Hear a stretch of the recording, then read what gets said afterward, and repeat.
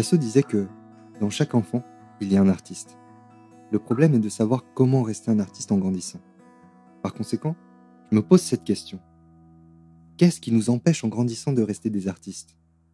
C'est fabuleux de voir à quel point les enfants sont capables de peindre, chanter ou sculpter sans aucun complexe, sans aucun filtre. Ils essaient tout, ils n'ont peur de rien. Mais malheureusement, notre société, par exemple à travers notre système éducatif, ne nous encourage pas assez à conserver cette notion de créativité. En observant autour de nous, il ne reste que peu d'adultes capables de jouer avec leur inventivité et de déployer leur créativité. Être artiste, c'est essayer de véhiculer une idée ou de transmettre une émotion. L'œuvre qui en découle est l'expression de la douce alchimie provenant du corps, de l'esprit et de l'âme d'un artiste. Ce qui est incroyable et exceptionnel, c'est qu'il n'y a aucune raison particulière à vouloir danser, graffer, composer ou écrire, par exemple. L'origine de cela, un besoin caché. Je reste persuadé que nous avons tous ce besoin de création enfoui en nous.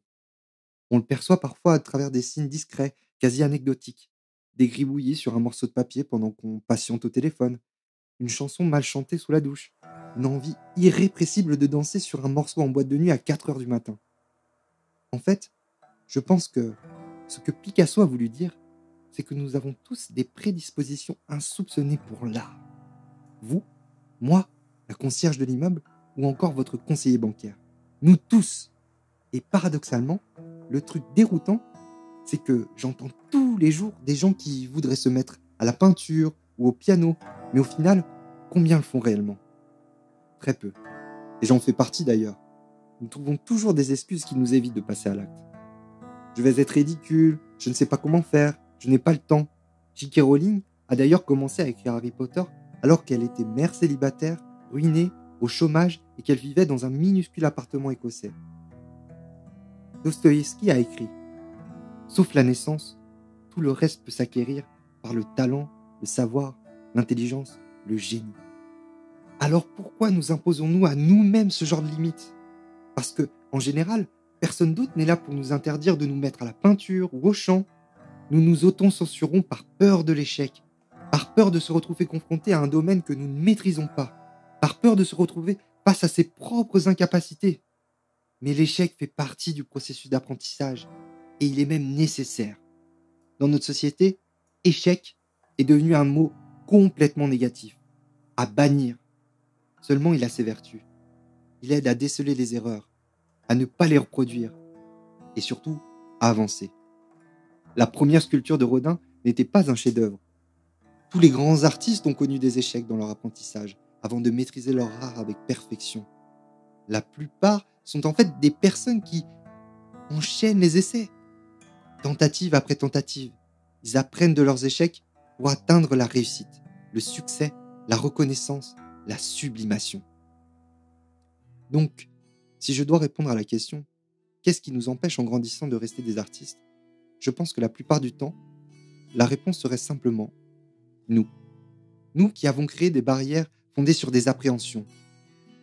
L'art est vraiment une invention magnifique, sublime même.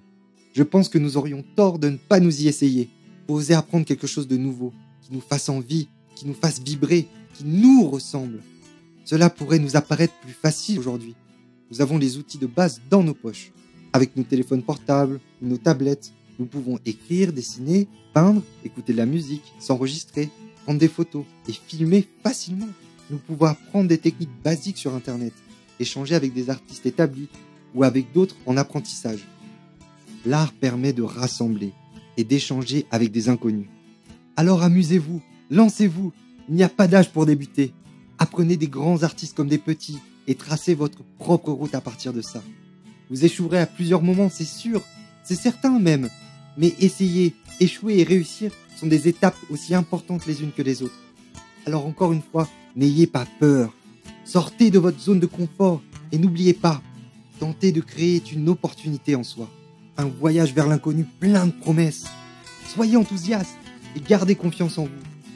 Entrez dans des clubs de théâtre, prenez votre appareil photo, attrapez des pinceaux, rejoignez une troupe de danse. Faites ce que vous voulez, mais surtout n'ayez pas peur. La création qui en résultera sera unique et vôtre. Soyez vivants, vibrez. L'art sert à ça.